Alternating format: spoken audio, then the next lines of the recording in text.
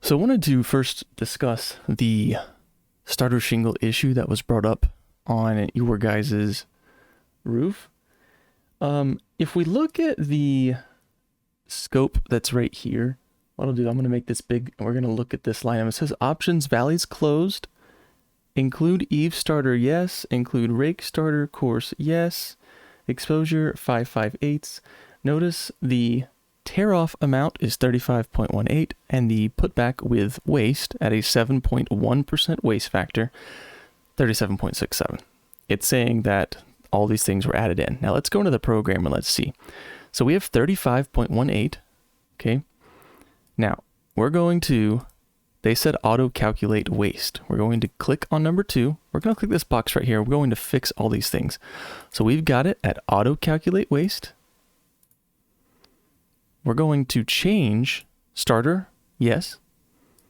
Starter on the rakes, yes. Now we've got closed valleys, 5.58, everything matches, okay? All of those options are the same options that we see right here. Now, let's click OK. Our amount of squares did not increase, okay? We're going to do it again, right? We're going to do it again.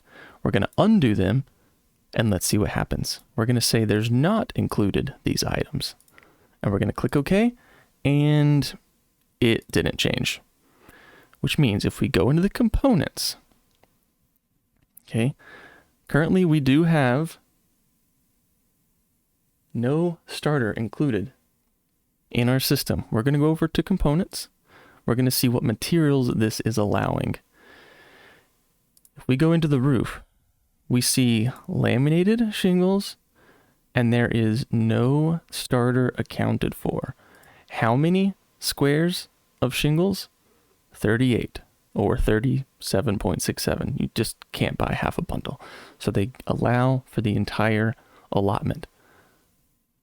It's not in here. There is not starter included. That's the first thing.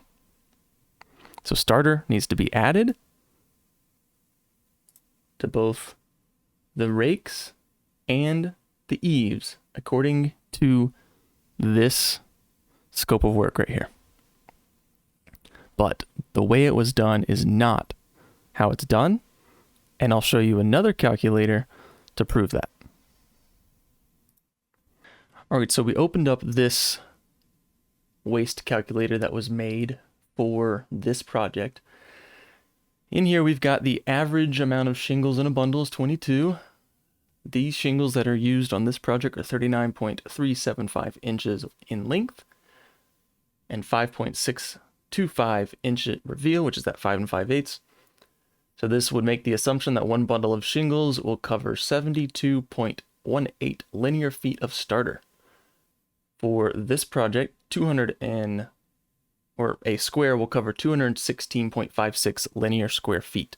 Now, we looked at the remove count. We've got the replacement count. That was a waste allowance of 7.08. And if you remember, that amount is pulled from here, 7.1. All the numbers match. The total perimeter of the property is 412 linear feet, which means the amount of squares required for starter would be 1.9 squares. 1.9. Total squares needed, 1.9. The original squares given for waste was 2.49. 2.49 would be the difference between the 37.67 and the 35.18. Which means for the entire job, the entire roof, after starter is accounted for, you would be left with 0.59 squares. So just about a bundle and a half, which is a 1.67% allowance for waste on the roof. Not nearly enough waste. So, question is, why, when we press yes, do the options not change and calculate? Reason is, this is a laminated roof. Now, if you were using the line item for a 3-tab shingle and you change these to yes, the amount would move. But Xactimate knows, just as does the contractor, you cannot use a laminated shingle as a starter shingle. Therefore, the starter shingles is excess product that must be installed and accounted for. Number 4, hip and ridge cap shingles. So we're going to open this item up in Xactimate. We're going to look here, ridge cap. We're going to use that same line item to start with. And we're going to click details. So we're going to look at the details. This particular here uses the assumption of a 25-year 3-tab shingle being cut for ridge cap. They are cut from field shingles by the installers. Okay. Use of this item should be limited to situations where ridge cap is not already accounted for within the waste factor relative to the field shingles. Well, if you didn't know, you cannot use the field shingles because, as you can see in this picture, the field shingles have these extra laminated layers on top of them. That's why they're called laminated or architectural. You can't actually use these field shingles as the hip and ridge. So you have to account for it differently. But this item would be if the roof was a 3-tab. You could certainly cut the 3-tab shingles and put them on the hip and ridge. But instead, what you're supposed to do on a laminated roof is add that S for standard. And now we're going to click for details. This is a pre-cut ridge shingle. This item is generally used with laminated shingles. So on the estimate, it shouldn't be composition shingles regular, it should be standard profile. Composition shingles would be the correct item to use in this situation. Okay, the next item that was in question was this demount or detach and reset. This roof mount attic vent. Now, if we look back at the scope here, there is a remove and replace the cover. So the cover itself is being replaced, likely because of some sort of hail damage, I imagine. But if we were to look at this line item, this would be for detaching and resetting the actual vent fan part itself. What was being replaced is this cover, this dome, but still you've got the actual attic fan or vent, this powered vent that is still attached to the roof. When we look here, this is for disconnecting and detaching the roof attic vent, storing it and reinstalling that same vent in a later time. That would have had to have happened. Now, I don't have a picture of one of these being installed, but I do have this picture we can look at. They're going to be installed very similarly. As you can see, this vent here, this roof vent, while it's not a powered one, it's a roof vent, the shingles are slid up underneath of this vent. So it would have to be detached, set aside while they roofed, and during the roofing process, it would be put back on, and then the shingles could continue up. Therefore, yes, this work was performed and was necessary. Yeah, there was 2 skylights, but simply to detach and reset. As we just went over, it's going to be the same situation as those. We didn't ask remove and replace, we did ask detach and reset. That's going to be the same situation. You can see here, detach and reset was selected. Just for taking those skylights off, because again, they're integrated in the shingles. You got to take them off to get the felt paper underneath as a smooth, nice transition of felt paper, and then these shingles have to go under, and then these shingles have to be laid. You're supposed to lay a bead of a caulking underneath, so it's got to come off to lay down that caulking. Maybe some ice and water shield is a possibility. Caulking's a requirement. Potentially a new flashing kit. But some of the things that were mentioned, delivery charge, sure, that's a roofer responsibility. Roof staging, yeah, roofer's responsible for it. But you know what else the roofer's responsible for? Removing laminated shingles, putting on the felt, putting on the asphalt starter, putting on the drip edge. You know, the roofer's responsibility is to do all of those things. So I don't really know what that has to do with anything. If the roofer charges extra, then I mean, it makes sense that he would charge for it. And I believe here, yeah, it looks like there's a note about that yeah, basically, and we'll look at that one. So let's go to the roofing hour a charge. If we actually go back to this item that we're looking at before and we click on the details, we'll just read it right here from this this software. Right, it says that Verisk publishes prices as close to the midpoint of the market as possible. As a result, generally half the providers in each market will be priced higher and half lower than the cost shown here, due to the structure at which different roofing companies operate. That'd be traditional subcontractors versus roofing sales organizations. A roofing cost quoted by local providers can carry or cover a very broad, large range of prices. We also can look at, if we keep going, the pricing reflects local nailing code requirements. For the shingles, roofing material components are surveyed as a roof stocked price as opposed to in-store shelf price. So what does that mean? What does it mean, roof stocked prices? Well, I'll tell you, I'm not even gonna look at components right now, but the material for this specific line item, which is just laminated shingles, nails, the labor, and this excludes felt paper, would be simply so basically you're just gonna have installation labor and then the shingles. But it says here that the pricing reflects, it's surveyed as a roof stocked price. Roofing material components are surveyed as a roof stocked price. So in other words, if the roofing material components don't equal the amount that the roofer bought the materials for, then roof stocked price would be assuming that the material components. Let me just show you what I mean. So if we go over to components, what we're gonna do is, what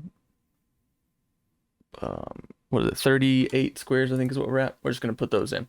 We're gonna go over to components and just look at just this line item by itself, because it just gets really confusing. We look at everything else. So if we look at just this line item, we go to materials.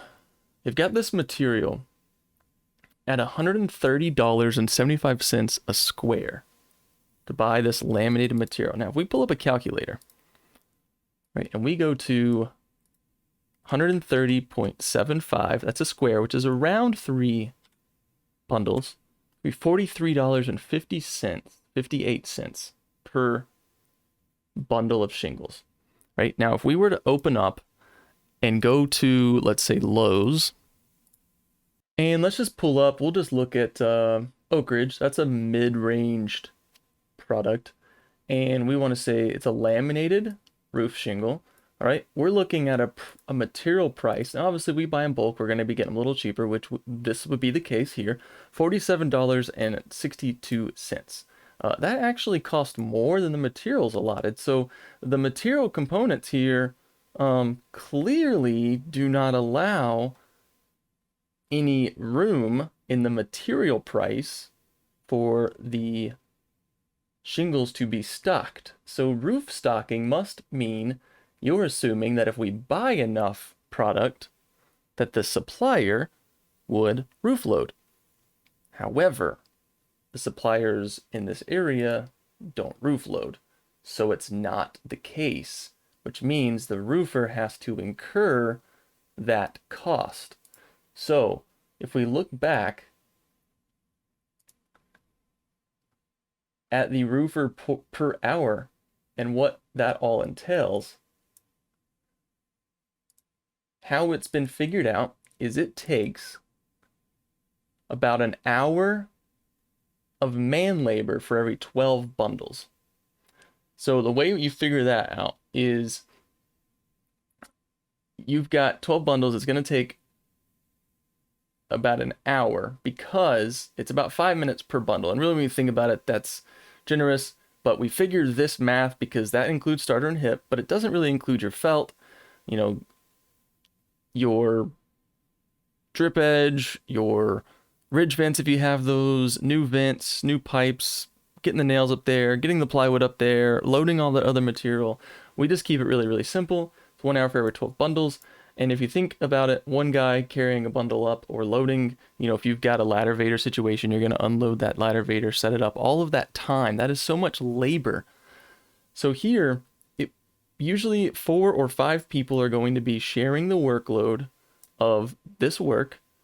So if it took 2 hours to load all the material on the roof and you had 5 people helping, that would be 10 total man hours, which is what is being asked for here. It's extremely reasonable when you do the math. Okay, the next one, if we go back to this list, we can see here we've got kick out diverter. R903.2.1, a flashing shall be installed to divert the water away from where the eave of the sloped roof intersects a vertical wall. That's going to be areas like this right here. We can see that the eave intersects a vertical wall. It happens there as well. So kick out diverters shall be installed in that spot. An item is and why we include it. So again, we'll just click on it. We'll go over here, go to details. So as we open this up, it says it's an hourly labor rate for a supervisor or project manager. This is for a superintendent or project manager used to manage residential jobs where formal supervision is needed to coordinate the work of subcontractors or to perform other project management duties. Project management duties could be anything from taking before, during, and after pictures. You're not going to want your subcontractors doing that. As a business owner, you're going to want someone that you can trust to go out and make sure you're getting the right pictures. Was there extra plywood? Do we need proof of those pictures? Was that person there to take before, during, and after? Were there decisions need to be made? Was there a shortage of material? Was there material that needed to be returned? This item should not be used for working crew leaders. Right? Is not be used.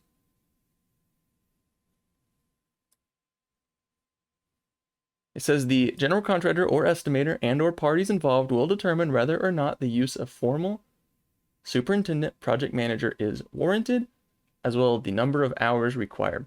The general contractor, and in this case the estimator, which is myself, has determined it was needed because of things we just mentioned. Also, if we look at the task that this says that they would perform, right, so generally they'll be managing multiple jobs at once, which is the case. This particular project manager that works for M&M, he specifically manages several jobs, perhaps in a single day. But he may complete such tasks as creating and maintaining schedules, coordinating or meeting with trades, maybe going over an OSHA safety meeting in the morning, maybe ordering materials, inspecting the job sites, obtaining permits, meeting with inspectors or possibly even adjusters, etc. Those types of tasks. These types of tasks are 100% necessary, required, and reasonably needed to complete even just a roofing project.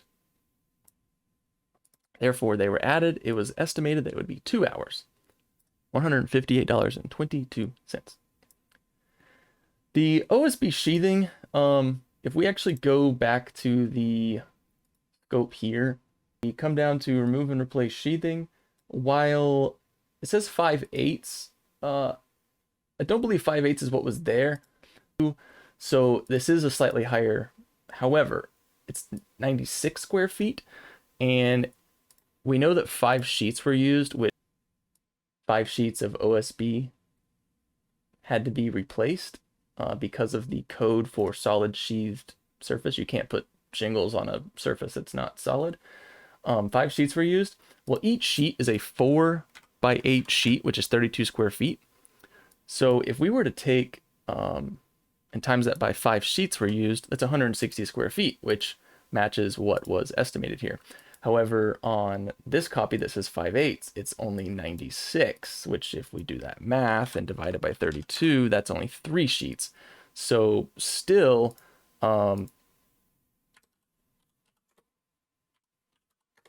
64 sheets are missing, or 64 square feet is missing, or 2 sheets is missing. So that needs to be resolved. So we're actually gonna go back. I believe everything else, I think it kind of makes sense. Prime paint roof jacks, I believe these were painted previously. I'm going to look for a picture real quick. So while it does appear that the boots were painted, I personally cannot find a good enough picture to stand behind that. Besides the fact that they're painted now, but the before pictures, they do appear to be painted, but I only like to put things I can really prove, or but you know, $137 or $37, whatever it is a piece. It says that when they perform market research on unit prices, and Xactimate's this software that we've been using, so this is that software. Now I'll zoom in here so we can see this. When Xactimate performs market research on unit prices, those surveyed are specifically asked to not include expenses that would be included in the general overhead and profit markup percentage. A general overhead are expenses incurred by general contractor that cannot be contributed, right? We talked about that. Then it says Xactimate estimate general overhead expenses are not included in the unit pricing, but are typically added to the estimate as a percentage of the total bid along with the appropriate profit margin, right? These two costs together are known as O and P. So pretty plain and simple, it's not added. It should be added. It's supposed to be added. And of course, every single company is going to be different size, so it's going to be up to them. But if we go up here to claim info, go to parameters, you'll see the overhead here is a 5% and a 10%. So the overhead for a smaller company is going to be somewhere around 5. A larger company could even have an overhead of like 30%. But of course, the bigger job you get, the lower the overhead may be on that specific job. So it's just all relative to what the financial needs of the company. The reason that we do a 5% is because we know there is a little bit of profit margin that helps kind of make up with that other 5% in some of these line items. Now, not in all of them, but in some of them. And that's why we use that as an overhead. But again, we could do the same. We could do overhead 10%, profit 5%. We've helped this contractor establish a reasonable, necessary profit margin, overhead, expenditure percentage to make sure that they can stay in business for a long time for you guys. So those are the items. If you guys have any questions, please reach out to me and let me know. And other than that, hopefully you guys can get this sorted out, get a new scope of work, and maybe everything kind of makes sense. And we'll go from there.